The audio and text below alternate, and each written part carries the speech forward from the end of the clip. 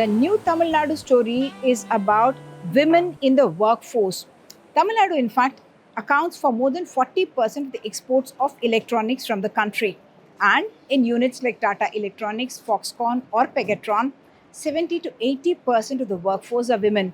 In this unit in Coimbatore as well, there are a huge numbers of women working, and they are thinking independently and going to be voting independently of the male population.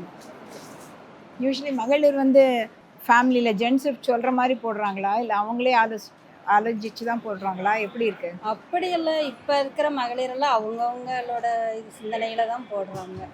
இப்போ வீட்டில் சொல்லி அந்த இதுக்கு கவர்மெண்ட்டுக்கு தான் நம்ம போடுறோங்கிறதெல்லாம் இப்போ இல்லை.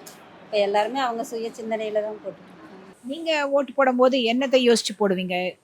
பார்ட்டி நினைப்பீங்களா, ஃபேமிலியில் டிஸ்கஸ் பண்ணுவீங்களா, ஃப்ரெண்ட்ஸை டிஸ்கஸ் பண்ணுவீங்களா, இல்லை மீடியாவில் பார்ப்பீங்களா? அப்படி இல்லை. எங்கள் அப்பா ஒரு இதுலேருந்து அப்போத்துலேருந்து அப்படியே கூட்டிகிட்டு வந்துட்டார். அதில் ரொம்ப ஒரு ஈடுபாடாக போட்டு வச்சுருந்தோம். கொடுக்குறாங்க, மகளிருக்குலாம் கொடுக்குறாங்க. 1000 ரூபா பணம் கொடுக்குறாங்க, ஊக்கத்தொகை கொடுக்குறாங்க, பிள்ளைங்களை படிக்க வைக்கிறதுக்கு கொடுக்குறாங்க.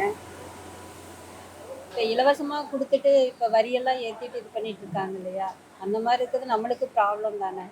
இப்போ பஸ்ஸுக்கு இலவசமாக போகிறோம், அதே வந்து இனி ஒரு வெளியே ஊர் பஸ் எல்லாம் பார்த்தீங்கன்னா டிக்கெட் டபுள் மடங்கு இருக்குது.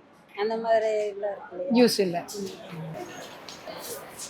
3 மணிக்கு ஒரு சினிமா பார்க்கலாம், அவர் கையில் 5 வருஷம் ஆட்சியை கொடுக்கலாமா?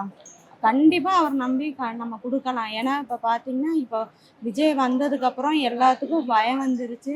அவங்க எந்த சேனல்லையும் விஜய் படம் போடவும் மாட்டேங்கிறாங்க, படத்தை கூட ரிலீஸ் பண்ண விட மாட்டேங்கிறாங்க. நாங்கள் டிக்கெட் புக் பண்ணி அதை வந்து திரும்பி இது பண்ணுற அளவுக்கு அந்த இது வந்துருச்சு. எல்லா யங்ஸ்டர்ஸுமே விஜய் விஜய்ன்னு சொல்கிறதுனால அவங்க அரசியல் உள்ள கொள்கைகளை யாருமே பார்க்க மாட்டேங்கிறாங்க. அந்த கொள்கைகளை பார்த்து நல்லா எது கரெக்டாக வந்து நாட்டுக்கு அப்படின்னு சொல்லி வந்தால் போதும், யார் நல்லபடியாக செஞ்சால் போதும், விஜய் தான் வரணும்னு அப்படின்னு. அத்தனை கோடி ரூபா வந்து காசை விட்டுட்டு அவர் எலெக்ஷன் இங்கே பொலிட்டிக்ஸில் வந்து அவருக்கு சம்பாதிக்கணுங்கிற அவசியமே கிடையாது. அவர் அங்கேயே இருந்துட்டு அத்தனை சம்பளத்தை வாங்கிட்டு இருந்துடலாம். பட் அதெல்லாம் தாண்டி மக்களுக்கு நல்லது பண்ணணும்னு வராருன்னா நம்ம மக்களாக நம்ம சப்போர்ட் பண்ணால் தான் அவர் வர முடியும். இங்கே எப்படியும் எப்படி உங்கள் விஜய் வரப்போகிறாரு வஜய போகிறாருன்னு எல்லோரும் சொல்கிறாங்க. ஆனால் மக்கள்கிட்ட விஜய்க்கு முன்ன விட இப்போ பாலிடிக்ஸ்னால் என்னென்னு சொல்லி மக்கள் மத்தியிலும் தெரியும், ஸ்டூடெண்ட் மத்தியிலையுமே விஜய் வந்ததுக்கப்புறம் தான் எல்லாத்துக்குமே தெரியுதே தவிர, இதுக்கு முன்னாடி உள்ள அரசியல் வேறு, இப்போ உள்ள அரசியல் வேறு. கண்டிப்பாக இந்த எலெக்ஷனில் விஜய் வந்து ஒரு அதிகப்படியான வாக்குகளை பெறுவாருங்கிறது எங்களுக்கு ஒரு நம்பிக்கையே இருக்குது.